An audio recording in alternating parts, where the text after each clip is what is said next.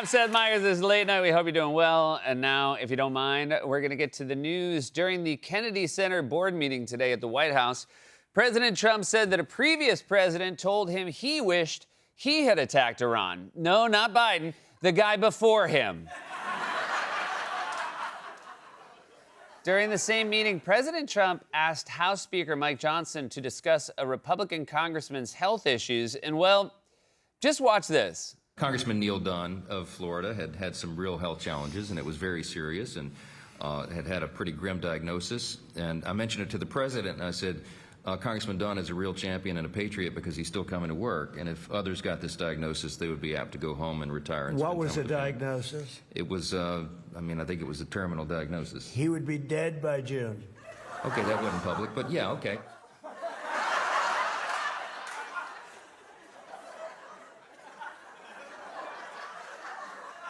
Spoiler alert. Oh my God, I had to watch that through my fingers the way I watched Weapons in the theater. I never thought I would feel bad for Mike Johnson, and I was right. I still don't. But look at his face. He looks like a dad in a grocery store whose kid just yelled, "Daddy, what's wrong with that man's face?" In a new interview, President Trump said that he's working to secure the Strait of Hormuz with numerous countries, but would not name any of them. Wouldn't or couldn't? Wakanda, they're in. In a new interview yesterday with the Financial Times, President Trump said he wants NATO countries to send warships to help secure the Strait of Hormuz. Oh, now you want NATO's help? I can't believe how quickly we went from "we have the greatest military in the history of the world" to "help us, Portugal. You're our only hope." President Trump also said the war with Iran will end, quote, "when I feel it in my bones." Sounds crazy, but remember, a feeling in his bones is what got him out of Vietnam. Deep cut. Deep cut. In a new interview, President Trump confirmed reports that he purchased his dress shoes for members of his cabinet, as opposed to what he should be buying them, shirts. President Trump was set to meet today with the U.S. ambassador to Japan, George Glass. George Glass? Oh, we definitely don't have an ambassador to Japan. No, sure we do. He was confirmed by Richard Doorhandle. In a post last week on Truth Social, President Trump thanked TSA agents for continuing to work without pay during the Department of Homeland Security shutdown and added, quote, "I promise that I will never forget you. Don't buy it," said Tiffany. Yesterday was the United Airlines New York City Half Marathon. It's an annual event where they announce a gate change at LaGuardia 5 minutes before boarding. And finally, how far away is our gate? 13.1 miles. I don't think we're going to make it. And finally, the Los Angeles subway system recently unveiled the most unusual items from its lost and found, including a case filled with VHS tapes. "I forgot those even existed," said residents about LA's subway trains.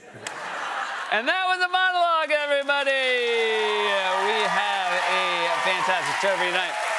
He's one of our favorites. You know him from the Harry Potter franchise, Miracle Workers, and Weird, the Al Yankovic story. See him on Broadway through May 24th, where he's starring in Every Brilliant Thing at the Hudson Theater. He also stars in The Fall and Rise of Reggie Dinkins, which airs Mondays on NBC and streams the next day on Peacock. Daniel Radcliffe is back on the show, everybody. And you know her from shows such as The Teacher and House of Cards, as well as films like Friendship and The Martian. She's starring in Imperfect Women, which premieres this Wednesday, March 18th on Apple TV. Kate Mara will also be joining us. We got a great show, great guest. But before we get to all that, Donald Trump is now demanding that other countries help him take control of the Strait of Hormuz because of the oil crisis sparked by his war in Iran. For more on this, it's time for a closer look.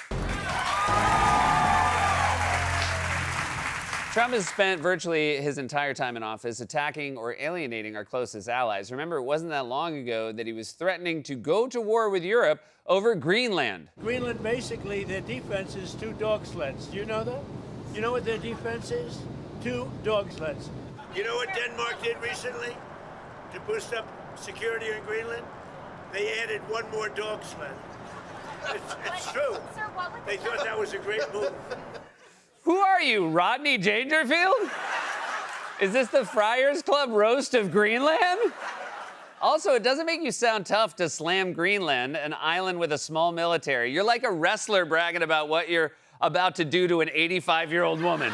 Listen up, Nana Jean. When you step in that ring with me, you're gonna be in a world of pain because you got old knees.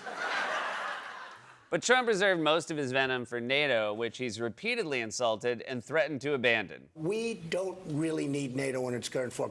NATO is obsolete. We've been ripped off at the NATO level. We've been ripped off like no country has ever been ripped off. I'm talking about NATO and how the United States is getting ripped off with an obsolete NATO. The United States is treated very unfairly by NATO. We're paying for 80% of NATO. Now, I can only tell you one thing. It helps them a hell of a lot more than it helps us. NATO is ripping us off. I'm right about NATO.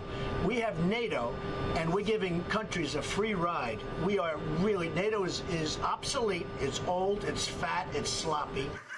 If I were Trump's therapist, this is the part where I'd say, tell me more about NATO. It's old, it's fat, it's sloppy, it's marriage.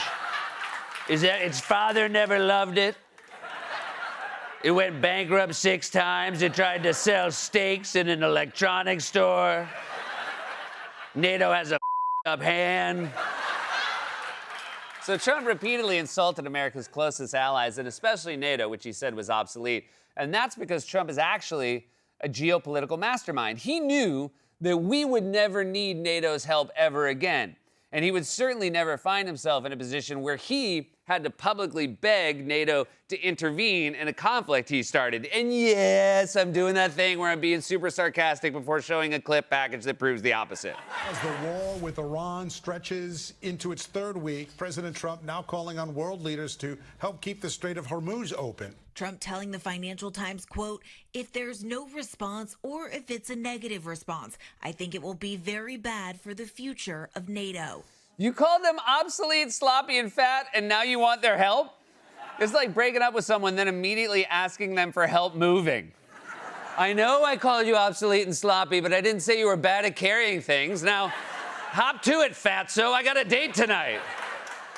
Okay, but let's hear the response from NATO. I'm sure they put aside their hurt feelings and listened to the president's sensible request. So far, no countries, including U.S. allies such as Germany and the United Kingdom, are agreeing to help. So far, reactions to the president's request has been a resounding no. Now, in fairness, it wasn't a no from every country. In Germany, they said, our answer is 5 + 4. And Trump said, what? And Germany said, 5 + 4. That is our answer. Do the math.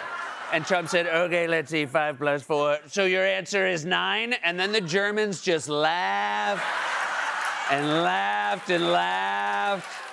Or at least I think they did. They're German, but it's hard to tell when they're laughing, you know, because no sound comes out.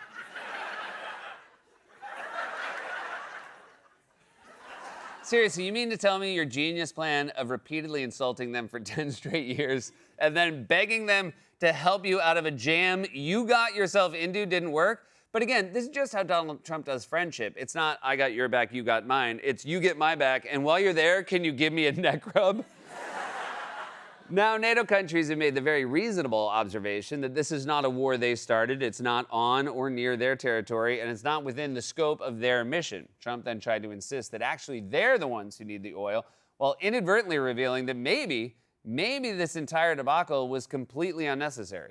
I'm demanding that these countries come in and protect their own territory because it is their territory. It's the place from which they get their energy. And they should come and they should help us protect it. You could make the case that maybe we shouldn't even be there at all because we don't need it. We have a lot of oil. Man, it's a shame no one made that case before we went. I mean, there are so many cases to make here. You can make the case that we shouldn't be there at all. You can make the case that this was an unnecessary and an unprovoked war of choice. You can make the case that this reckless and illegal war would destabilize the region. You can make the case that Trump lied to his supporters by promising no new wars and then launched another disastrous open-ended war. I mean, at this point, you could probably make the case that this is going so badly because Trump mixed up the plans for war with Iran and war with Greenland. They blocked the Strait of Hormuz, but they only have 2 dog sleds. Oh, you're right. I did switch them up. Hold on. Oh. But if you're going to ask other countries to help with a war we started, can you at least give them an idea of when that war might end? When are you going to know when it's over? When I feel it. Okay. I feel it in my bones. I wouldn't trust your bones to feel anything, buddy. Your Jell-O bones are barely capable of keeping you upright for an entire speech.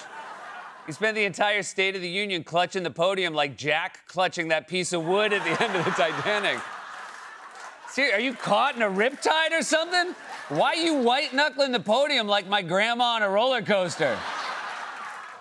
Now, Trump has been furious about reporting by CNN and other outlets that his administration didn't plan for Iran closing the Strait of Hormuz, which everyone has known for years they might do. I mean, even I knew that, and I don't think I could find the Strait of Hormuz on a map. I mean, the only straits I know are the Strait of Hormuz, the Strait of Gibraltar, and Queer Eye for the straight guy.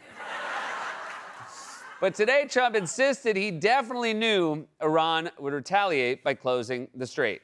I knew about the strait, that it would be a weapon, which I predicted a long time ago. Predicted all of this stuff. You guys were very generous in that. I predicted all of it. I predicted Osama bin Laden would knock out the World Trade Center. I made that prediction a year before he did it. I said, you better get him. He's a bad guy. I watched him be interviewed one time, and I said, that's a bad guy. You better get him.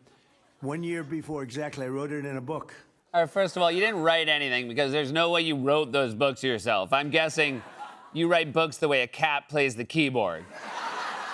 Think that cat's a musical savant? Someone's controlling those arms. Second, fact checkers have repeatedly pointed out this claim is not true. And even if it was, you think it makes you a genius because in the year 2000, you knew Osama bin Laden was a bad guy? Everyone knew that. What else did you predict in the year 2000? I was ahead of everything. I was the first guy to get frosted tips. But as usual, Trump tried to have it both ways by insisting he knew the strait would be a problem and also that it's not a problem at all because we don't need it. We don't need oil.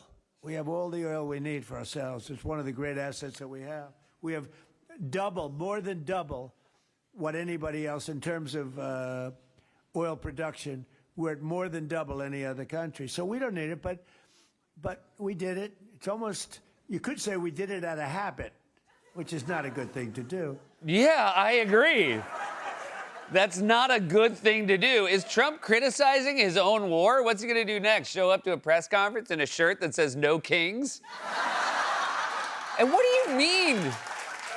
What do you mean we did it out of habit? That's not how you go to war. That's how you hook up with a toxic ex. I know. I shouldn't have gone to Mike's place. I did it out of habit. And also, he's so sloppy and obsolete. This is Trump's presidency in a nutshell. He spent years being an obnoxious bully who insults friends, pushes away allies, and now that he's in a jam he got himself into, he expects everyone else to rush in and help him out. You know what NATO should do just to troll him? They should say, okay, we will help, and then send him 2 dog sleds. a closer look.